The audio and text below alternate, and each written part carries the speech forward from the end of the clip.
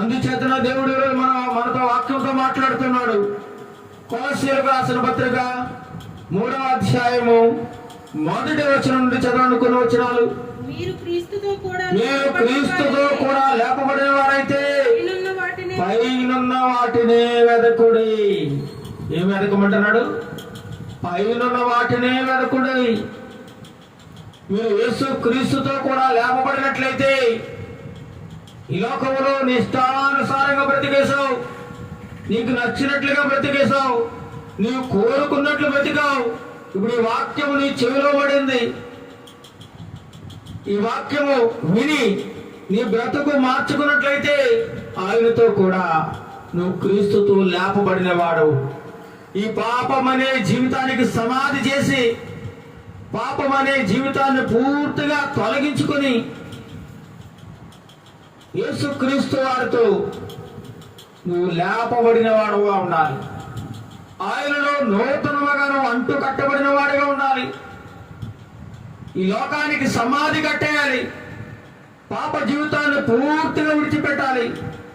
రక్షణ యేసులోనే ఉంది కాబట్టి, ఆయనే పునరుత్థానుడైన దేవుడు కాబట్టి, ఆయనే నిజమైన దేవుడు కాబట్టి, ఆయన మాత్రమే రక్షించగల సమర్థుడు కాబట్టి ఆయనతో కూడా మనం లేపబడిన వారిగా ఉన్నట్లయితే, ఆయనలో మనము పాలివారముగా ఆయనతో సహవాసము చేసిన వారముగా ఉన్నట్లయితే, ఆయనలో నడిచినట్లయితే నువ్వు ఏం వెతకాలి? పైనున్న వాటినే వెతకాలి తప్ప క్రిందున్న వాటిని నువ్వు చూడొద్దు.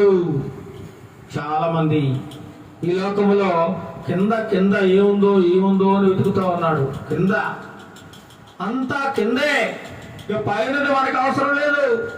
ఒక మనిషి అంటుంటాడు, ఒక ఆయన, బ్రతుకంతా కింద ఉంది కదండి, అందరూ పరలోకం అంటారు, నరకం అంటారు. ఇదంతా నాకు నమ్మబుద్ధిగా లేదు. దేవుడు మనందరికీ చక్కగా ఈ ప్రకృతిని ప్రసాదించాడు, చక్కగా అనుభవించమన్నాడు, ఎంజాయ్ చేయమన్నాడు. బతికినాడు సుఖంగా బ్రతికే, సచ్చిన తర్వాత ఎక్కడ పోతాం ఎవరో తెలుసు.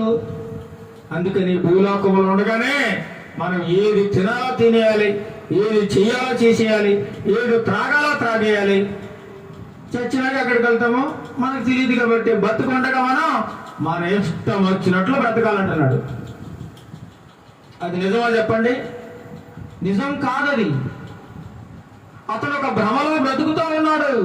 ఈ లోకమే శాశ్వతం అనుకుని, ఈ లోకములో ఉన్నటువంటి అందచందాలు శాశ్వతం అనుకుని, ఈ ప్రకృతిలో ఉన్నటువంటి రంగురంగుల ప్రపంచాన్ని చూసి మురిసిపోతూ ఆస్వాదిస్తూ ఎంజాయ్ చేస్తూ ఇదే జీవితం అనుకుంటూ తన జీవితాన్ని వృధాగా గడుపుతా ఉన్నాడండి. వృధాగా. కానీ దేవుని వాక్యం సెలవిస్తూ ఉంది, మీరు ఒకవేళ క్రీస్తుతో కూడా లేపబడిన వారైతే రేపొద్దున రెండవ రాకడ సమయంలో నువ్వు ఎత్తబడే గుంపులో ఉండాలంటే, సమాధిలో నువ్వు పైకి ఎత్తబడాలంటే ఏం వెతకాలట? పైనున్న వాటిని వెతకాలి. పైన ఏముందో తెలుసా? అక్కడ మాట్లాడుతున్నా, చదవండి. అక్కడ క్రీస్తు దేవుని కుడి పార్శ్వమున కూర్చుండి ఉన్నాడు.